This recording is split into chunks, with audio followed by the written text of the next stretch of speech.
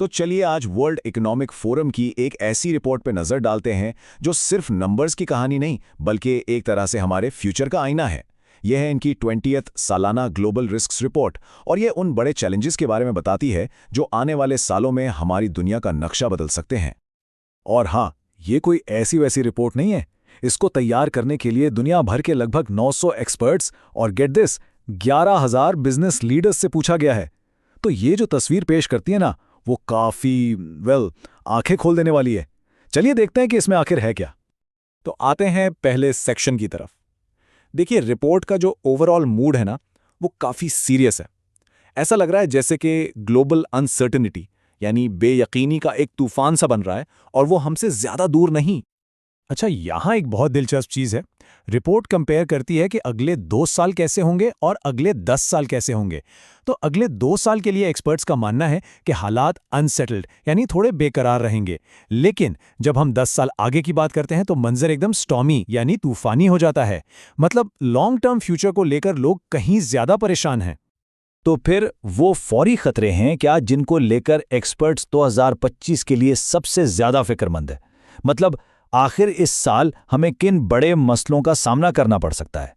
Let's find out. सबसे ऊपर जो सबसे बड़ा फौरी खतरा है वो है मुल्कों के बीच आर्म्ड कॉन्फ्लिक्ट या जंगें।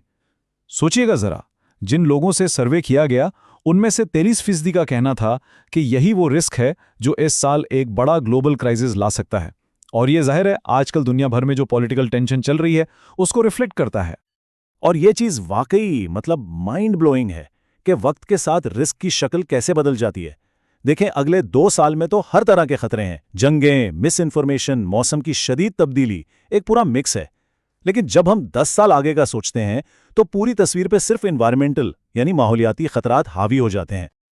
और लॉन्ग टर्म में टॉप 4 खतरे कौन से हैं? सब के सब माहौलियात से जुड़े हैं। एक, एक्सट्रीम वेदर इवेंट्स मतलब तूफान, सैलाब, शदीद गर्मी। 2, जमीन के निज़ाम में आने वाली बड़ी तब्दीलियां। 3, बायोडायवर्सिटी का नुकसान और इकोसिस्टम का तबाह होना यानी जानवरों और पौधों की नस्लों का खत्म हो जाना। और चौथा, कुदरती वसाइल की कमी। रिपोर्ट ये तक कहती है कि हम शायद उस पॉइंट ऑफ नो रिटर्न के करीब आ रहे हैं जहां से वापसी मुश्किल हो जाती है। अब यहाँ एक बहुत ज़रूरी बात समझने की है। ये जितने भी ग्लोबल रिस्क्स हैं ना, ये अकेले अकेले नहीं आते। ये सब एक दूसरे से बुरी तरह जुड़े हुए हैं। एक मसला दूसरे को जन्म देता है और उसे और भी बड़ा बना देता है। और ये जो ग्लोबल रिस्क्स इंटरकनेक्शंस मैप है ना, ये इस पूरे उलझाव को बहुत अच्छे से समझाता है। बिल्कुल एक मकड़ी के जाले जैसा है, जहां एक क्राइसिस शुरू होता है और फिर वो अपने साथ कई दूसरे क्राइसिस को खींच लाता है। इसी चीज ने आज की दुनिया को इतना चैलेंजिंग बना दिया है। चलिए एक छोटी सी मिसाल लेते हैं।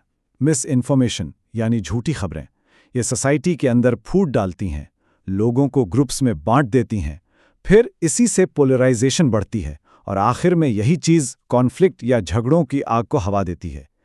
ये बिल्कुल डोमिनो इफेक्ट जैसा है, एक गिरा तो सब गिर गए। और टूटी हुई जमीन का ये विजुअल रिपोर्ट के सेंट्रल आइडिया को ही मजबूत करता है। और वो आइडिया क्या है कि हम एक ऐसी दुनिया में जी रहे हैं जहां डिविजन्स यानी दूरियां बढ़ती जा रही हैं और ये आपस में जुड़े हुए खतरे ये हमारी दुनिया को और भी तोड़ रहे हैं, जिसकी वजह से मिलकर सॉल्यूशंस ढूंढना और भी मुश्किल होता जा रहा है। चलिए अब जरा इस ग्लोबल पिक्चर से निकलकर सीधा बोर्ड रूम के अंदर चलते हैं। आखिर ये जो बड़े बड़े ग्लोबल खतरे हैं, ये बिजनेसेस के लिए, उनके लीडर्स के लिए रियल वर्ल्ड प्रॉब्लम्स कैसे बनते हैं? और यहाँ एक बहुत इंटरेस्टिंग कॉन्ट्रास्ट है। ग्लोबल लेवल पर टॉप रिस्क्स क्या हैं? जंगें, मौसम। लेकिन अगर यूरोप में बिजनेस लीडर से पूछें तो वो सबसे ज्यादा परेशान है इकोनॉमिक डाउनटर्न, महंगाई और मजदूरों की कमी से। इससे क्या पता चलता है कि जो बड़े ग्लोबल मसले हैं उनका आमतौर पर असर बिजनेसेस पर उनकी फाइनेंशियल साइड से पड़ता है। ये नंबर देखिए, 91%। इसका मतलब है कि 91% रिस्क मैनेजर्स अब सीधा कंपनी की स्ट्रैटेजी बनाने में शामिल हैं। तो रिस्क मैनेजमेंट अब सिर्फ एक फॉर्मेलिटी या पेपर वर्क की एक्सरसाइज नहीं रह गई। नहीं, ये अब स्ट्रैटेजिक प्लानिंग के बिल्कुल सेंटर में है। और फिर है आर्टिफिशियल इंटेलिजेंस यानी एआई।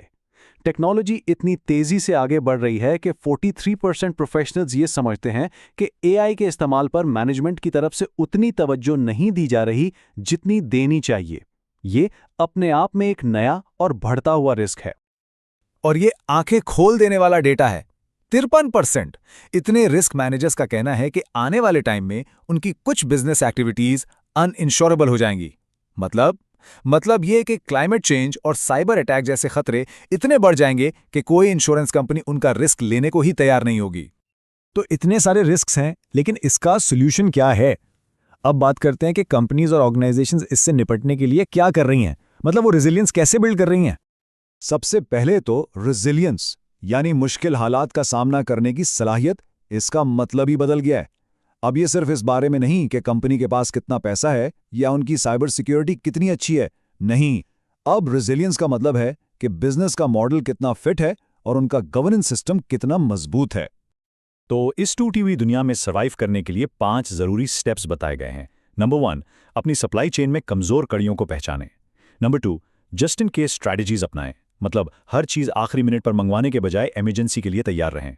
नंबर 3, अपने प्लान्स को अलग अलग फ्यूचर सिनेरियोज के खिलाफ स्ट्रेस टेस्ट करें।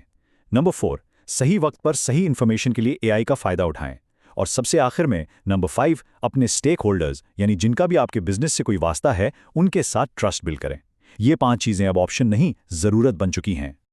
तो आखिर में हम सबके लिए एक बड़ा सवाल रह जाता है, इस टूटी हुई बिखरी हुई दुनिया में वाकई रेजिलिएंट होने का, लचकदार होने का असल मतलब क्या है?